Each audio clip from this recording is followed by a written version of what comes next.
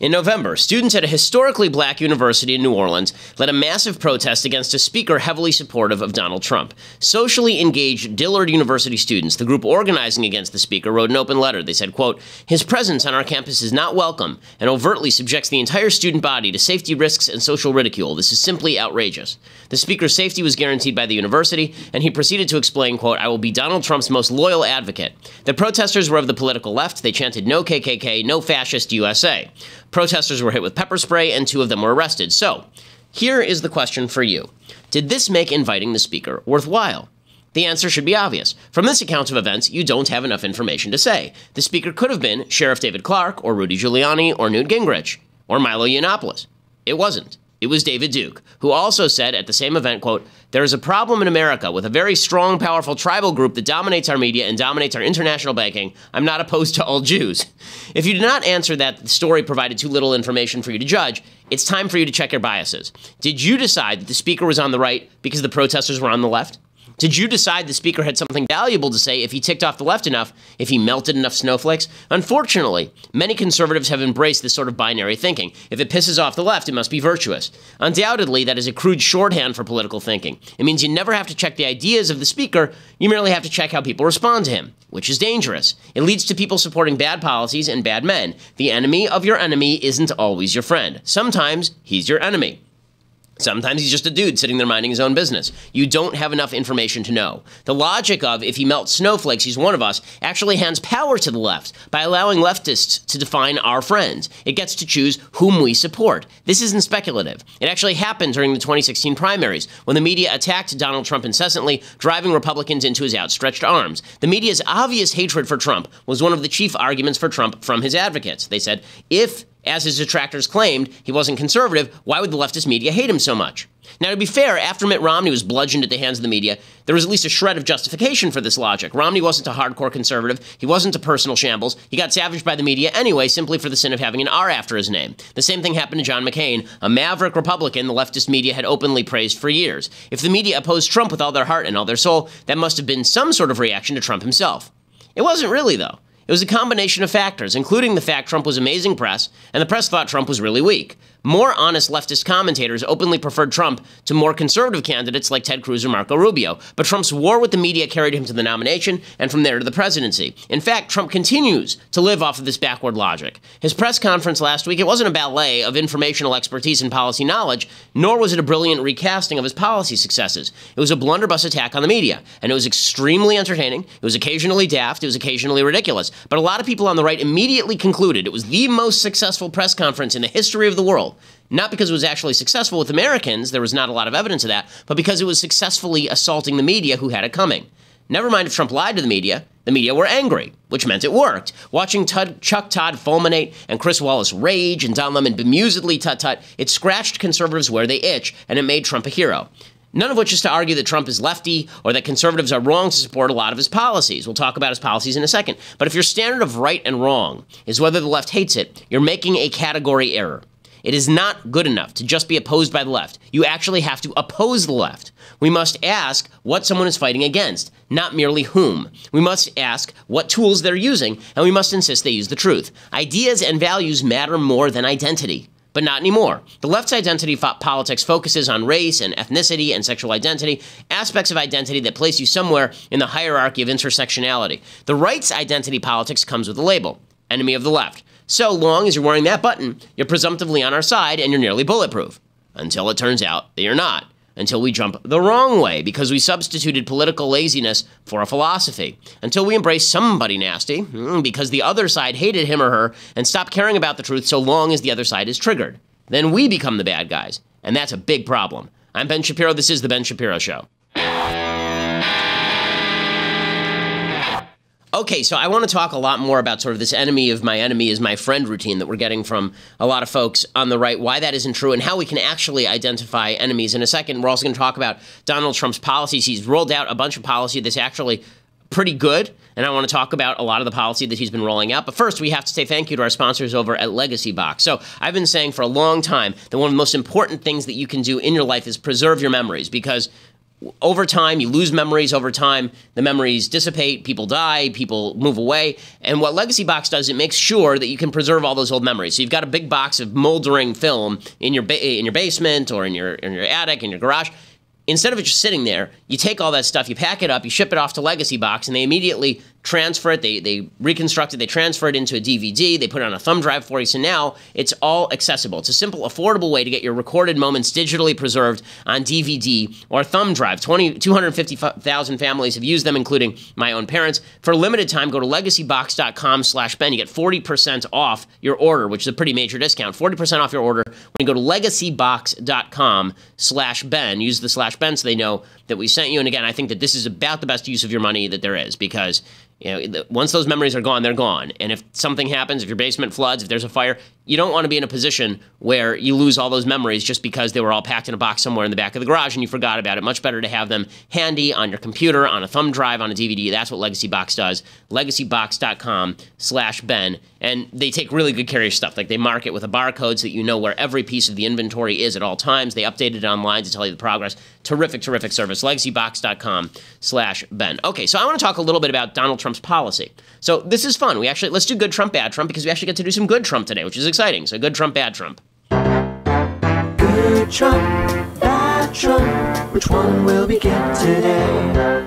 And as always, thanks to our composer, Brandon Snipes, here is Donald Trump. Good Trump. Yay! There it is. Good Trump. So that whole Mike Flynn debacle with the National Security Advisor, that ended up actually working out pretty well for the country, because Mike Flynn is out, and the guy who replaced him is a guy named H.R. McMaster. Now, H.R. McMaster is a lieutenant general, and he is terrific. I've read his book, Dereliction of Duty. I read it, must have been now 7-8 years ago, because there was a point when I think the Army, the War College, they posted online their recommended reading list. So I read everything on the recommended reading list, and one of those books was H.R. McMaster's book on the Vietnam War called Dereliction of Duty, about the strategy that came out of the JFK and LBJ administrations with regard to the Vietnam War, why the strategy was flawed, and why the military should have stood up against the strategy instead of simply implementing a really crappy strategy called graduated escalation, which was the idea that if we would gradually increase the number of troops in Vietnam, we'd squeeze the Viet Cong, and then they would surrender, as opposed to the way that wars are actually won, which is overwhelming force. There's a lot that you should know about H.R. McMaster. First of all, the guy has an awesome superhero name. Second of all, his Army resume is really, really extensive. His previous command assignments included the Eagle Troop 2nd Armored Cavalry Regiment in Germany and in Southwest Asia during the First Gulf War. He was the commander. He was a commander during Afghanistan. He was a commander during Iraq. He wrote Dereliction of Duty, which, as I say, is a really good book. You should go to Amazon right now and pick it up. It's really a first-rate read. He's a great writer, and he's a really good thinker. He was critical of both how Afghanistan and Iraq were planned. So what he wrote in Survival Magazine, he wrote, gaps between prior visions of future warfare and the nature of the eventual wars themselves complicated efforts to adapt strategy over time. Minimalist linear plans in place at the outset of both wars were disconnected from the ambition of broader policy objectives and the complexity of the operating environment. Indeed, recent war plans have at times been essentially narcissistic, failing to account for interactions with determined enemies and other complicating variables. He was writing this in real time. He was saying in real time, our strategy is not going to meet your objectives. If you want a long-term occupation, this ain't going to work. He used his own strategy in a place called Tal Afar in Iraq, and George W. Bush called it a model of a successful strategy. He figured that Iraq could not build its own institutions, political or military, until safety was secured, so he devised his own plans in which he and his troops cleared the towns of insurgents and formed alliances, built trust with the local sheikhs and tribal leaders, and the campaign worked with a while, but only because McMaster flooded the area, right? He actually did what he had suggested in Dereliction of Duty. He flooded the area, and that was what they called the clear, hold, build strategy. Petraeus used McMaster as sort of his brain in devising his strategy with regard to Iraq. He was not selected for a brigadier general promotion before he finally received it in 2014. One of the reasons for that is because there are a bunch of retired generals who said that he was upending the system too much. They didn't want to reward him. He is warned about cuts to the Army. He's a really, really good nominee. He's about the best guy you could have in this particular slot. And he is also insured. He says that he would not come in. He said that he would not join, basically, unless he were guaranteed unless he was guaranteed the picking of his own staff. So this was actually a big issue as Flynn left. was Trump wanted to maintain Flynn's staff, and McMaster came in and said, listen, you want me, you're going to have to let me pick my own guys, which is great. You want people like McMaster surrounding himself with really good people and giving Donald Trump really good advice. So whether Trump takes that advice, we'll find out. But good for Donald Trump for picking McMaster. Really, really good pick there. Other things that are good that Donald Trump is doing. So he's getting a lot of flack today because the White House has now stepped away from the transgender bathroom nonsense that Barack Obama foisted on the nation when he suggested that the federal government was going to cram down on local schools all around the country the idea that people could go to the bathroom basically of their choice, that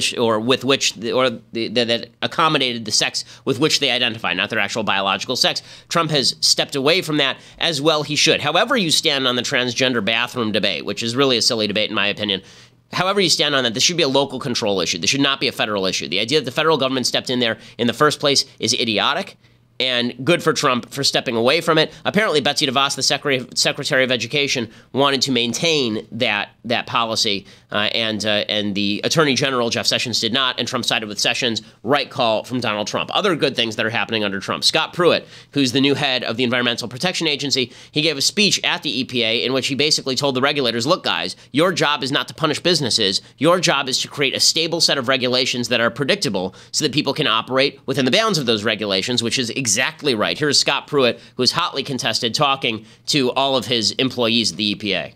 Regulations ought to make things regular. Regulators exist to give certainty to those that they regulate.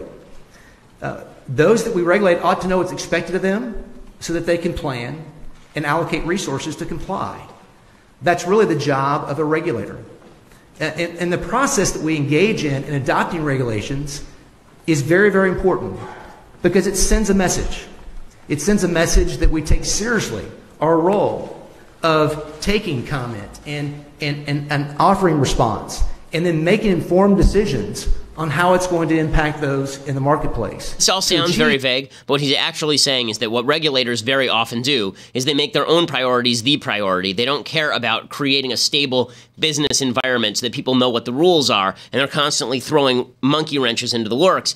So good for Scott Pruett. Scott Pruett's a very good pick at EPA. I think he's really going to reform things over there. Where things are a little bit more vague remains on the deportation policy, what that's actually going to look like. So I wanted to talk about an email that I received yesterday, which I thought was really an interesting and good email that is worthy of thought and discussion. So I got an email yesterday from a person who suggested that yesterday when I said, when we're overrating, the level of change here, everybody needs to calm down a little bit. Everybody needs to stop worrying quite so much because not that much has happened yet. Why is everybody really going crazy? And this immigration lawyer wrote to me, who listens to the program, and he said, well, I think that that's a little bit overstated. Like, there are people whose lives have actually changed. And he said, particularly in the immigration sphere. So he's an immigration lawyer. And what he said is that he is, I'm trying to find the exact email now. What he basically said was that there's a lot of vagueness as far as how the immigration plans are being implemented, and that's a problem. Because if you're an immigrant, you're an illegal immigrant, you don't know what to expect tomorrow. You don't know whether you're being deported or whether you're not being deported. The Trump administration has been really vague on this. So they've issued an executive order that basically does say that you don't have to have committed a crime beyond being an illegal immigrant in order to be deported. But then they've also said that they're not going to be in favor of mass deportations. But then they've also arrested people who have come in to report their immigration compliance, to check in with the court, and then these people have been arrested and deported, which has been a problem. I think that's a fair critique. I do think that that's a fair critique. Sean Spicer didn't help when he added to the confusion a little bit yesterday. Here's Sean Spicer talking about mass deportations. Is one of the goals here mass deportation? No, not at all. This isn't. Look, I think what we have to get back to is understanding a couple things. There's a law in place that says, if you're in this country illegally, that we have an obligation to make sure that the people who are in our country are here legally. What the order sets out today ensures that the million or so people that have been adjudicated already, that ICE creates a system of prioritization, and make sure that we walk through that system in a way that protects this country. This is consistent with everything the president has talked about, which is prioritizing the people who are here, who represent a threat to public safety or have a criminal record. And all this does is lay out the exact procedures to make sure that that subgroup of people who pose a threat to our nation because of a conviction or a violation of public safety or have a criminal record are adjudicated first and foremost. That's it, plain and simple. Okay, so that's it. So that's fine, except for the fact that the executive order does a little bit more than that. So what you're getting from the Trump administration is we're not kind of mass deport, we're not knocking down doors. And then what you're getting in terms of the actual policy that's written out is that they have the capacity to do that. A little bit of clarity would be good. I think that it would be good for Ann Coulter's heart rate if we could get a little clarity on what this policy actually looks like, because it's still a little bit vague. We don't know what it looks like. So when I say don't panic yet, I'm not saying that we shouldn't keep an eye on it. I'm saying that we need better definition before we panic. That we need a little bit of the better definition before we panic on any of that. And before we go any further, we have to say thank you to another one of our great sponsors, Blue Apron. So if you're somebody who loves a home-cooked meal, but you don't actually know how to cook, you don't know what you're doing, you don't know what ingredients to get, and every home-cooked meal for you is macaroni and cheese from a box, then you need to talk with our friends over at Blue Apron. Blue Apron is this fantastic, fantastic company where you go to their website, you subscribe basically, and you can buy meals that are shipped to you, but they ship the ingredients to you, and then you cook it yourself. All of the meals take 40 minutes or less to prepare. It's $10 per meal, and we're talking high level stuff. We're talking cashew chicken stir fry with tango mandarins and jasmine rice. I'm talking udon noodle soup with miso and soft-boiled eggs, if I even pronounced that correctly. We're talking about, for the non-Jewish among us, we're talking about roasted pork with apple, walnut, and farro salad. I mean, all of this stuff sounds fantastic. And I know that Andrew Clavin has cooked with Blue Apron. He loves it. I know that a lot of my friends have cooked with Blue Apron. They love it. It is very affordable. They provide variety. It's a new recipe pretty much every day, and they do not repeat recipes over the course of a year. So it's a constant stream of good food. And you never know how much you enjoy food until you eat the same thing every night or until you're on a set schedule with food. One of the wonderful things about Blue Apron is that they rotate all of these meals, and everything is super duper fresh. Again, it's for less than $10 per meal per person, and they deliver these seasonal recipes along with those pre-portioned ingredients to make delicious home-cooked meals. They send these fresh, high-quality ingredients direct to your house. Really, really, really good stuff, and it makes mealtime into kind of a celebration of family and food, and that's what it should be. If you go right now to blueapron.com/Shapiro, you get the first 3 meals free with free shipping, which is a pretty awesome deal. Blueapron.com/Shapiro. You will love how good it feels and how good it tastes to create these fantastic home-cooked meals with Blue Apron. Check it out right now, blueapron.com/Shapiro. It's a huge thing in LA. Like, everybody's using Blue Apron now, and they really should, because it's awesome. So blueapron.com/Shapiro to check it out. Okay, so with all of this said, with all of the stuff that Trump is doing, a lot of which is really good, now we have to discuss how we define and how we determine when conservatives should stick with Trump and when they shouldn't stick with Trump. And this is it's very weird. I think that as I said at the beginning, we've fallen into this binary thinking with regard to politicians. If the left hates someone, they must be our friend. The left hates Trump, therefore everything Trump does is good. And that's really silly. And at the same time, there are a lot of people who oppose Trump, and they feel like if you oppose Trump, then that must make you good. That must be a good thing. As I've said before, I don't think it's important whether you oppose Trump or support Trump. I don't think Trump is important. I think that his policies are important. I think the things he says are important because he's president of the United States. And so it's a big mistake to identify your friends and enemies by simply defining a friend who you will always follow no matter what, or defining an enemy you will always go against no matter what, and you'll always assume they're wrong no matter what. That's a big mistake. And I want to talk a little bit more about that, but you're going to have to go over to dailywire.com to hear all of that. Become a subscriber for $8 a month over at dailywire.com. We have a lot of goodies coming. If you become a subscriber, right now the goodie we're giving away is a fictional film called The Arroyo, which you can check out. I think we're doing a live stream of The Arroyo, actually, on Friday on Facebook. So you can check out The Arroyo there. Do we have a trailer for it, actually? We were supposed to grab a trailer. If not, then we'll have the trailer for it tomorrow, and we'll play that on Daily Wire, so you can check out what it is that you're getting if you become a subscriber at dailywire.com. We're going to play the whole movie on Friday on our Facebook page, so check that out. So dailywire.com, $8 a month for subscribing. Annual subscription, you get that video, plus you get all sorts of goodies. The Shapiro store is supposed to open. I keep saying this, but it will open in the very, very near future, and there will be all sorts of new things that are wonderful, including, I really want to get those buttons. I had a button at my speech last night. There are a bunch of people who wore stickers that said, UCSB against hate, UC Santa Barbara against hate. So I wore a button that said, me against you sucking. So I think that we'll make some goods like that available to you as well, because you should let all your friends know that you are against them sucking. So we'll definitely make that available. But check that out. Also, you can listen later, obviously, at iTunes or SoundCloud. We are the most listened to and most watched conservative podcast in the nation.